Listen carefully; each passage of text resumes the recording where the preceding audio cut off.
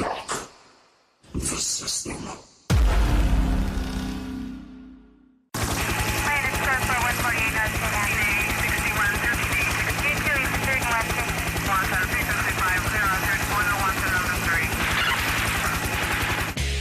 How you doing? Getting beat up by 9 guys in Syracuse, to me, there's not a whole lot of shame in. This is the Heel to the Face podcast with your hosts, Jared Wicks and Brandon Icebreaker Clements. Tweet us using the handle at Heel to the Face. Woo! Woo! Woo! Woo! Woo! Woo! Woo! The bell is rung, so let's step in the ring with your hosts, Brandon and Jared. Coming off the Elimination Chamber, this is the Heel to the Face podcast from Central New York. To my right, that's Brandon Clements. You can find him on Twitter at Icebreaker21. Myself at Jared Wicks. A very busy week in professional wrestling coming off Elimination Chamber, heading into Fastlane, and all on the road to Wrestlemania. A very exciting week, no doubt, in the world of professional wrestling, no matter what the live crowd in Lafayette, Louisiana wants to make you believe. We'll talk about that in just a little bit, a few releases and more. But without further ado, let's get into this week's edition of the show. Ladies and gentlemen, this is the main event of the evening. With a 20-minute time limit. Now, I don't know how we're going to cover all this in 20 minutes, but it's going to be tough here. A very busy week. A great week for Kofi Kingston. Who saw that coming at all? That Probably was not awesome. even Kofi Kingston. Yeah, you know what? The injury to Mustafa it sucks for him, but it was awesome for Kofi. Yeah, excuse me, folks, a little off today, but Kofi, that was, this last couple weeks has been absolutely fantastic. I've enjoyed every match he's been in. I almost for a split second thought he was going to be champion. That's how close it was to Elimination Chamber. That was the crowd on Sunday night and the crowd on Monday night, very different. We'll get to that in just a few minutes. But crowd on Sunday night, great. That was exciting. That was a good crowd. All around Elimination Chamber, I thought was a pretty good pay-per-view. I don't know what a grading system to give it. Yeah, it was good. For not a major pay-per-view, for something, kind of on the road to WrestleMania. Yeah, it delivered everywhere. I didn't mind the whole Ruby Riott thing. I was actually surprised they gave Ruby Riott more time on Monday night. Because, again, I feel bad for Ruby Riott in a way, because you're just in the way. Ronda Rousey's on a road to WrestleMania. She's getting there, Yeah, it's just kind of time fillers. To me, it kind of almost knocks the Riot Squad. Honestly, it makes them not look as tough because Ronda just destroyed them by herself. Now, again, I was wrong. Obviously, the Iconics not leaving as women's tag champs. Sasha Bailey and Sasha Banks and Bailey leaving with the belts. That was awesome, as kind of predicted a little bit. But overall, a good show. And what we've learned is if you get in trouble and or say that you want to leave WWE, you're getting yourself a belt. Maybe Dean Ambrose is going around this the wrong way because now the Usos are tag team champions after announcing that they might want to leave WWE. Yes, this is what it's the new thing now. It's the new flavor of the month right now. Everybody that's Revival wanted to leave. Now they're champions. Now they're champs. Ty Dillinger wanted to leave, and he's gone, so he didn't actually get a belt around his waist. What a waste with him. When did he get caught? I haven't checked it out. I was reading it today, so I believe today he got released. Hideo Itami was released, as well as TJ Perkins has been released. Arn Anderson, unroster related, seems to have been let go from WWE as well, from the creative in the back. So a busy week of letting go some people, mostly the 205 Live guys. Yeah. You wonder if that means they're on their way to retooling that? I don't know. It also tells me, are they going to AEW? Hideo Itami said in his release that, you haven't seen the last of him, apparently. He said that today. And here's the thing. WWE dropped the ball with Hideo the whole time. They had this big push in NXT, and he's done, and literally they've done nothing with him. They hyped him up like Shinsuke Nakamura coming in. Exactly. And then he got hurt, and then that was it. To me, TJP, whatever. I never really bought into him anyways. I'm sad to see the Perfect 10 leave. Ty Dillinger was my guy. So, him and Hideo, I wish them the best. Arn Anderson, he's probably going to AEW. I think he could be a backstage producer for them. AEW is, I don't know. I don't know what to make of it, but they're selling out shows like that. Yeah, I'm hoping that they do so well that WWE has to step their game up. Well, yeah. Actually, I was reading today. Speaking of stepping their game up, Fox has announced that they didn't announce, but one of the executives of Fox said that WWE SmackDown on Friday nights is the deal for the short term, he said. So it doesn't necessarily mean that Friday night is a dead night for television in general. Yes. And a lot of people are speculating, obviously, from this time last year, not overall, but just from this time last year, because this is the highest rated wrestling time of the year. SmackDown has seen a 20% drop, averaging 2.5 million viewers last February, March. So far, averaging 2 million viewers right now. That's a big drop. And that's a big drop because it was around this time they advertised that Fox deal that they paid good money for. So Fox all of a sudden seeing that it's starting to drop prior to them getting it. You know, you bought the car and but you don't get it for a year, and it's depreciating in value the whole time while you wait to get it. So that's something to look at. You know, obviously with SmackDown going to be on Friday nights and a new network, AEW on the horizon. I hope WWE doesn't drop the ball. One thing WWE did this week, I don't know if you noticed, but WWE treated us like it was 1991 or 1989 WWE again, where because somebody wasn't champion on television yet, that means that it's not like it happened in real life. Again, I mean, swear to God, straight up, this is added to my book of professional wrestling, why it's fake, other than just the punches. Yeah, right. Johnny Gargano, as well as a bunch of other NXT superstars, made their debuts. They weren't officially called up. I mean, I think this is what this reminded me of, the ECW talent exchange of the 90s, where like RVD and Tommy Dreamer showed up on and Paul Heyman just hyped them up. It's an advertisement. That's all it is. Sasha Banks and Bayley, what I heard, were at some tapings for NXT this past week saying they'd defend the tag belts in NXT. It's just a way to get some eyeballs on NXT. Maybe the viewership's been dropping. Well, I mean, Johnny lost his championship. And despite the fact that he wasn't champion because he lost it on January 30th, he still showed up to Monday Night Raw. That's why I'm saying they're pretending it's 1989 again.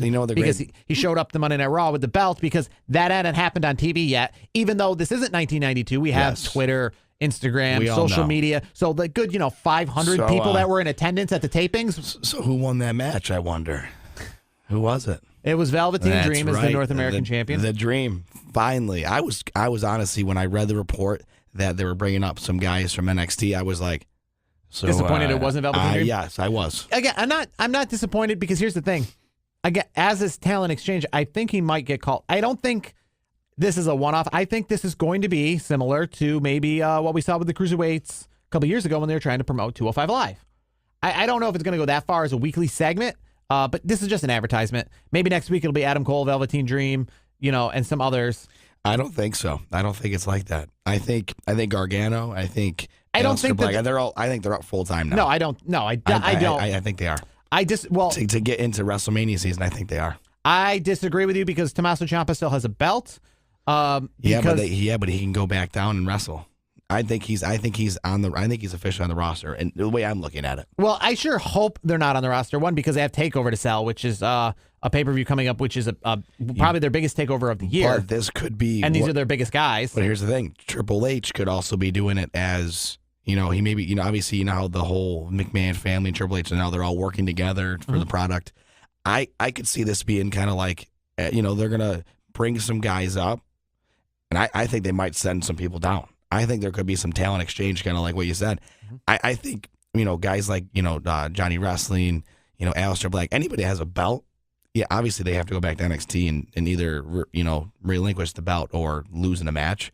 So for me, I feel like it puts more, a little oomph into the brand a little bit because then I think it was just a big commercial because, it wasn't when they got called up. See, here's the thing. When they get called up a lot of times after WrestleMania, the Raw after, they don't promote them the same way.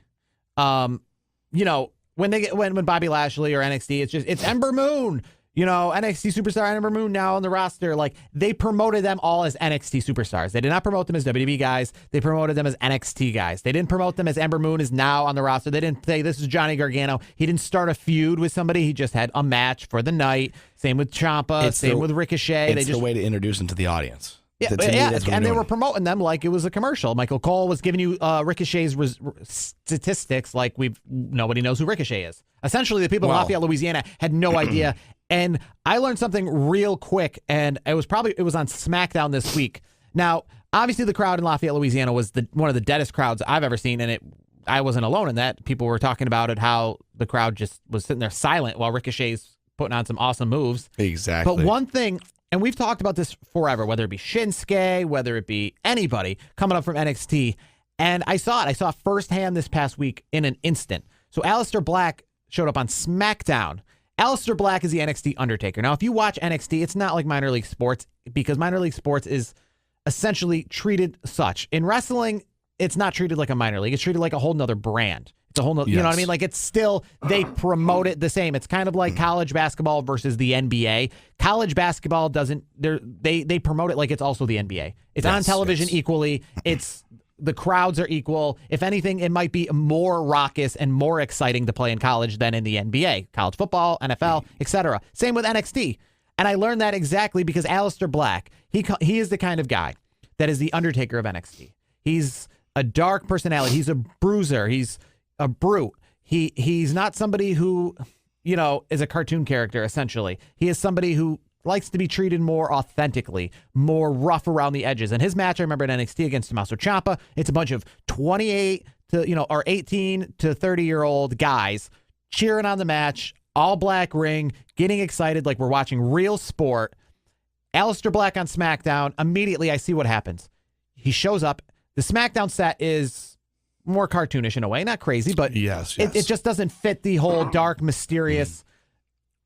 You're on the same show now as the New Day, or and some of these other more cartoon characters.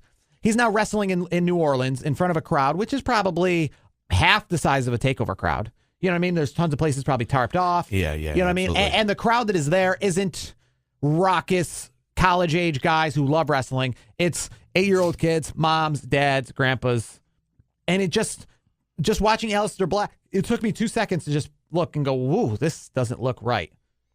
Yeah, I agree. It didn't look right. I kind of equate it to, if anybody's a real nerd out there like myself, remember the movie Little Giants? Yes. Okay. Remember when the Little Giants picked up the guy that the Cowboys were supposed to get, the hardened Spike? Yes, Spike. And Spike showed up to the Little Giants team, and it's full of a bunch of, rejects, losers, and goofy characters. And Spike is like this hardened football player who doesn't want to, who like Brock Lesnar, needs like an advocate to talk for him because he's just a beast. Yes, he's just the You know what I beast, mean? And that's what Aleister Black, he comes out to the dark, mysterious entrance, and then while we're waiting for Aleister Black's match to begin, we have like New Day throwing out pancakes and getting like the kids in the crowd and the girls and the little 8-year-old girls like clapping, and you're like, see, no, Aleister Black, I saw him at TakeOver. It was like me and guys next to me being like, "We want blood." That's chanting, right. like ECW. And now I see Aleister Black getting ready to like take on like the Lucha House Party on in front of like 7,000 kids. And that's why it just doesn't work all the time. No, and that's my thing with Aleister Black is he's going to be a future champion. I've been saying that for the last year and a half, 2 years.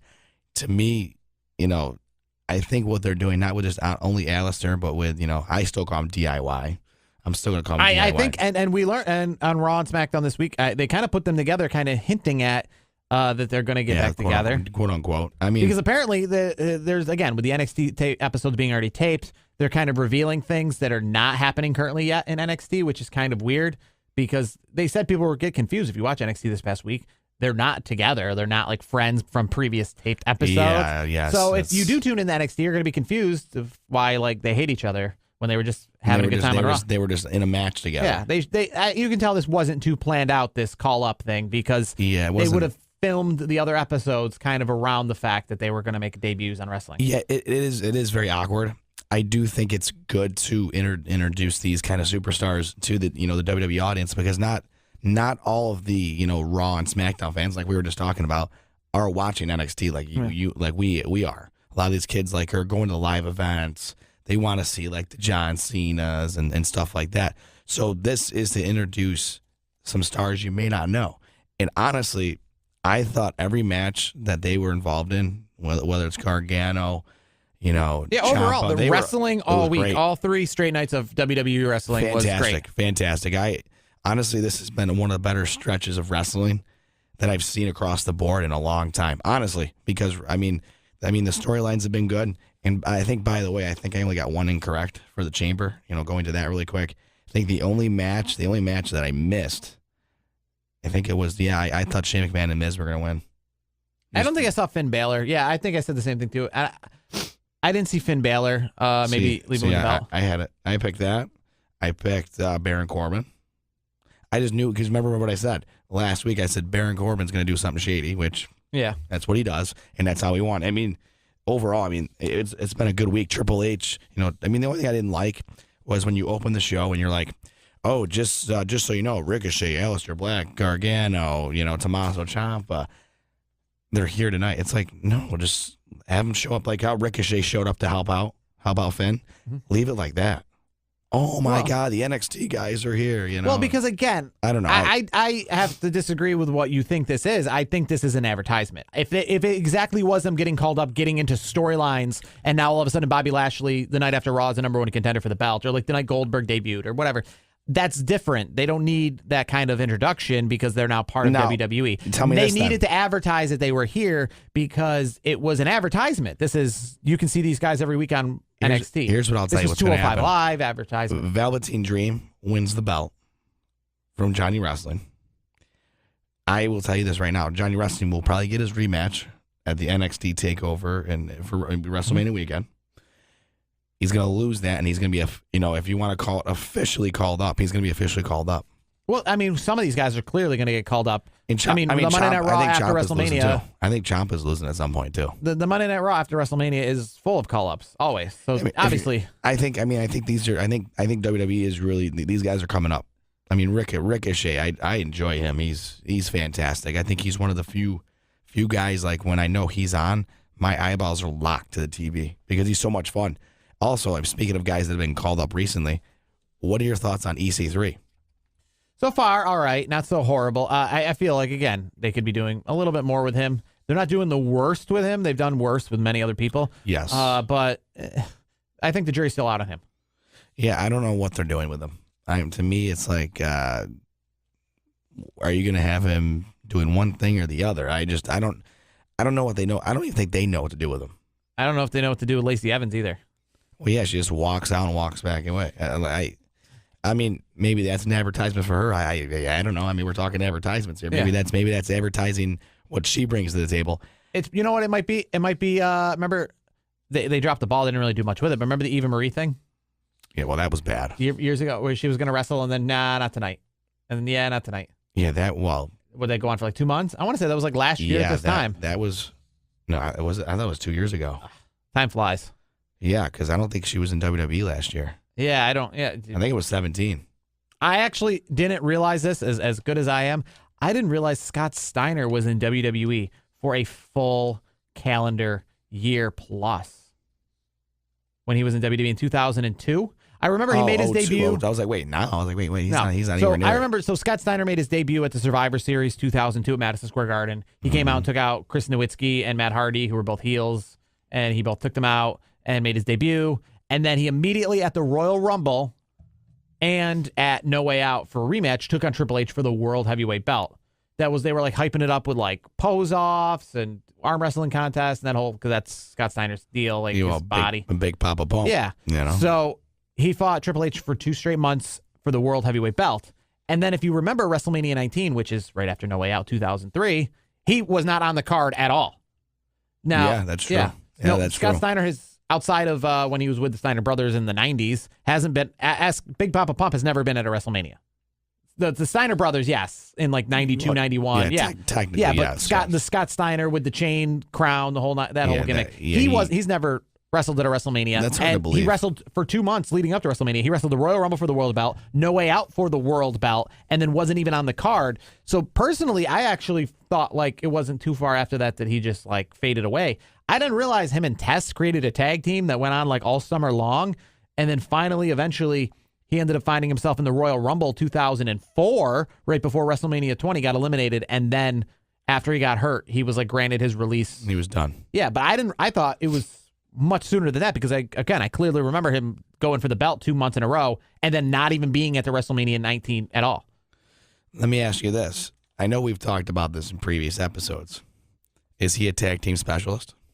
Who? Steiner.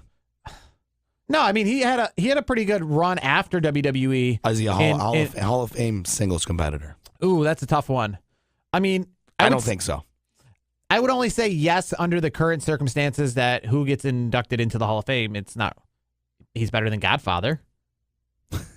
That's true. I mean, that's what I'm saying. Like we're That's not. True. If this is my Hall of Fame, no. But if WWE Hall of Fame is, it's really if they ever put your name on a T-shirt. then essentially, then you're a Hall of Famer. So, man, if you were ever good enough to have an action figure created, that's pretty much how WWE. So Bailey's a Hall of Famer. Cool. Yeah, That's I cool. would say so. I'm good with that. I'm a big Bailey fan. Speaking anyway, of T-shirts, I don't know if you noticed. I actually went on WWE.com. They don't have these for sale, but the shirts the New Day were wearing this week, you need to put those out. I don't know if you caught what these shirts were. They weren't on WWE Shop, so I don't know if they just made them themselves.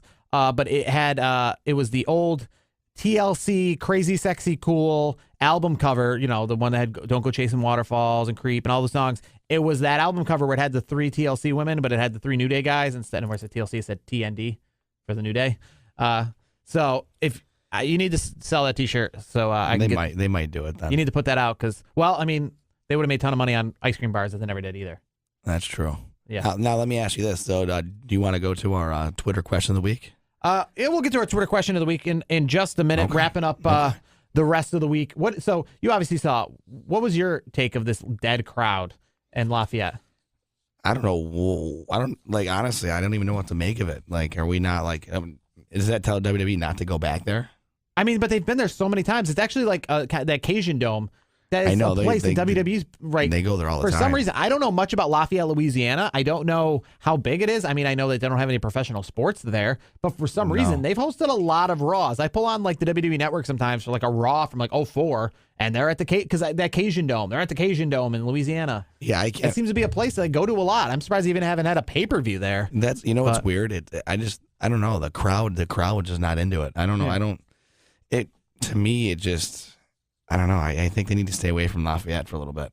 That's just me. Maybe they got to go to other venues that they don't. I mean, I feel like they go to New Orleans and the Louisiana area so much. The crowd in Houston was great. A precursor maybe for next year's Royal Rumble there. But yeah, the crowd in Houston was great for Elimination Chamber. And it was actually, that's how you can tell.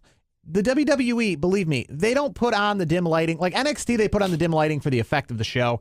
WWE puts on the dim lighting whenever the crowd is small. It doesn't matter what the show is, because you notice Elimination Chamber, that place was lit up because you could actually see the people all the way on the upper deck. And then you watch SmackDown, you see. You could tell it's a little. It's dark. Now, if you watch SmackDown back in 99, 2000, back when they used to sell out Staples Center and all these other places, they lit that whole place. Same with Raw. So it's not a coincidence that Raw is currently darker. No, I don't know did you see if Raw was sold out, that place would look like Elimination Chamber. Did you see? I think I could be mixing it up, but I feel like I saw SmackDown they panned the camera on the opposite side for a quick second. Yeah, it was empty.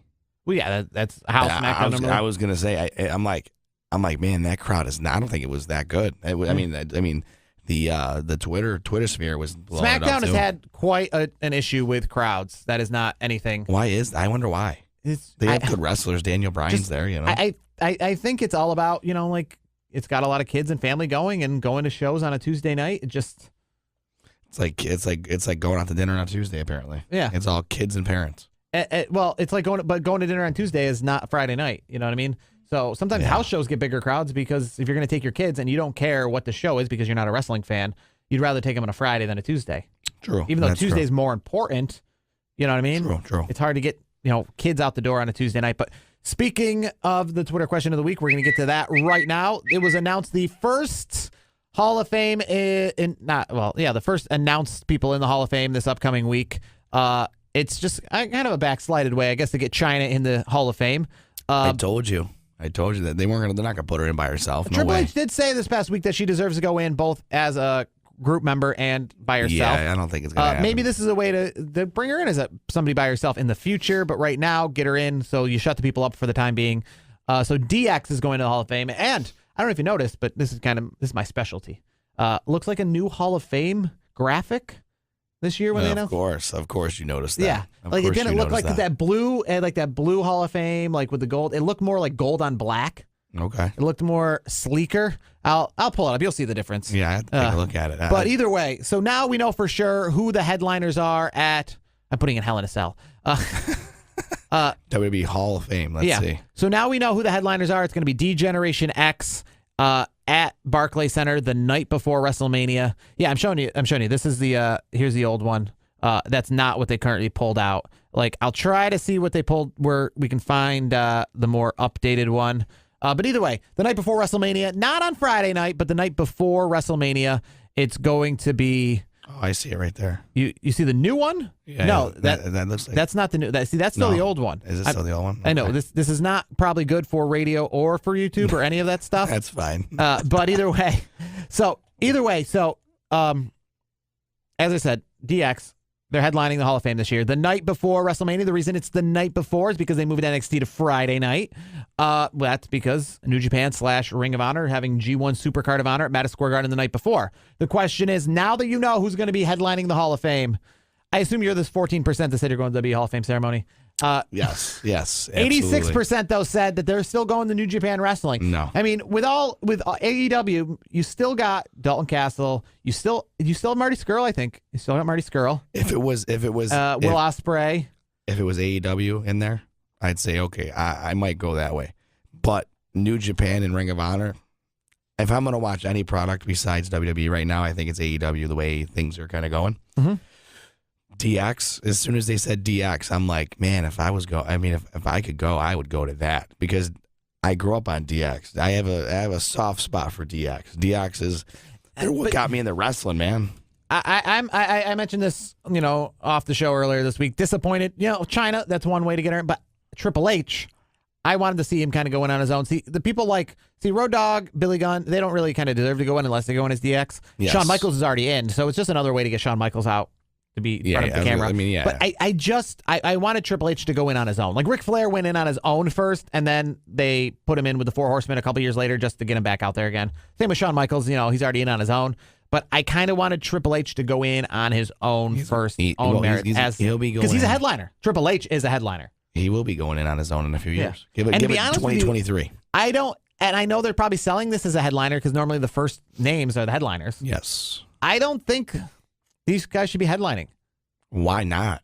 It's DX, because I don't think a man. group should headline. I think it still should be This an is individual. it's going to be awesome. I can't wait just to see the whole. I mean, but you forget that it hasn't been that long since we've seen DX together. I mean, remember they pulled it out in like 06, and they think they pulled it out again in 09. It's not all the original cast though. Yeah, but it's not. I mean, obviously, China's not going to be there. So it's obviously, but Triple H or Shawn Michaels are the headliners. So but if you get that's 5 what out was of 6 missing in guys. 2009. We were really like, man, if X-Pac was here, this would really make it the best. Yes, you got to have the whole crew. It's like, trust me, you got to have. I mean, obviously, China can't make it, obviously, but 5 out of 6, I'm in. I'm taking. I can't wait to see it. It's gonna be so much fun. I'm gonna make sure I'm watching it that night. Yeah, I mean, I'll be probably in New York City. I mean, I haven't made any set plans to be at any specific event yet. But let me ask you this then: besides DX, if you see some other names, like big names, would you go? I still really want to see WWE or professional wrestling at Madison Square. I've never seen WWE show there, so and I actually haven't been there. I've been to some Knicks games there, not since they've remodeled it. But either way, I'm more apt.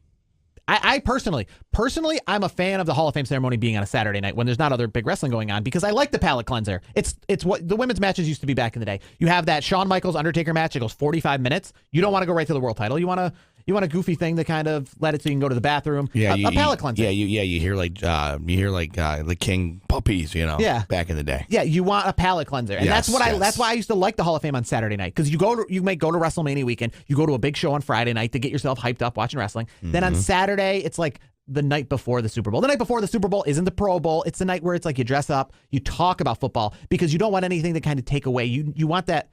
WrestleMania doesn't get a 2-week break like the Super Bowl, but it's nice to have that 1-day break at least, where it's the day where there's no house shows, there's no other events going on. You know what I mean? It's like no wrestling. Everyone is there ready for WrestleMania. It's a nice palate cleanser to talk about wrestling before the big show on Sunday.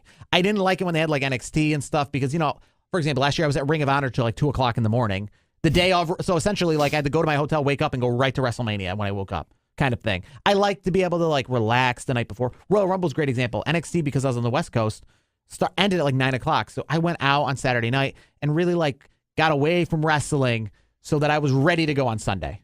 Well, yeah, if you have it too close together, it can kind of ruin it a little bit. Yeah, that's how I would look at it. Yeah, I personally think that like Raw and SmackDown, maybe they shouldn't even have like a Raw and SmackDown like the week before. Maybe like have like 2 weeks before and then just have that whole week off. Like essentially like maybe they show up to WrestleMania like on Monday or Tuesday kind of thing. I don't think Vince will ever do that. Well, no, there's too much money involved, but yeah, it's too much money. Yeah, like plus they have the streak too. Yeah. I mean, they could in theory do like a highlight show, but how you gonna do a 3-hour? Because they used to do show? it when SmackDown was on Fridays. Mm-hmm. They would actually do that. They would just tape Raw, or they tape Raw, and then SmackDown was like a WrestleMania highlight show. Yeah, they might tape 1 or 2 matches at Raw to air on SmackDown, but overall, like it wasn't like another. I mean, I'm not opposed to that. Like the week before, because I mean, the week before, what do you really? It's like the bye week. It's the same as the Super Bowl. You want the bye week. You want the palate cleanser. You want that break. I like. There's a nice break because it really heightens up the one event. I don't like the Pro Bowl. So. Well, yeah. That's awful. But I mean, from main football, like you like the fact that you kind of break away, and it's not just like the NFC Championship game isn't on Friday night. Boom, boom. Yeah. Yeah, you want to have, you got to have a nice little break to get yourself ready. Yeah. Absolutely. So then it really hypes up the big event kind of thing. Absolutely. So, but more people still say they'd rather be at Madison Square Garden, according to our Twitter question of the week. Yeah, whatever. I'm curious who they're going to pull out for the rest of the Hall of Fame ceremony. I'm just going to do this: Val Venus for Hall of Fame. Well, that's not a long shot. Or a money shot. It's not a money shot for me because I'm not going to be putting no money down if it's Val Venus. That'll just further reiterate me going to Madison Square Garden the night before WrestleMania. You wouldn't go see Val Venus, the big Val Boski. Oh my God, he's one of my favorites too. If DX and Val Venus are both, you were questioning about Scott Steiner deserving to be in. Val Venus definitely deserves to get in. Scott Steiner has a more wrestling impact than Scott Steiner. Most Attitude fans, era fans, will know Val Venus over Scott Steiner. Yes, Val Venus, one of the most. If you memorable. got Twitter, holla if you hear me. Scott Steiner, the big Val Boski. I'm telling you right now, Val Venus. To this day, if you're an Attitude Era, you're more wrestling fans from then. If Val Venus goes in, you got to have Godfather be the inductee. Oh, naturally, absolutely. That's going to do it for this week's edition of the show. We're on the road to Fastlane. Kofi Kingston in the World Championship. And you've been in a coma for 2 months. I know. That's the craziest thing you could probably hear. Absolutely. All right. Till next week. It's been the Heel of Fist Podcast.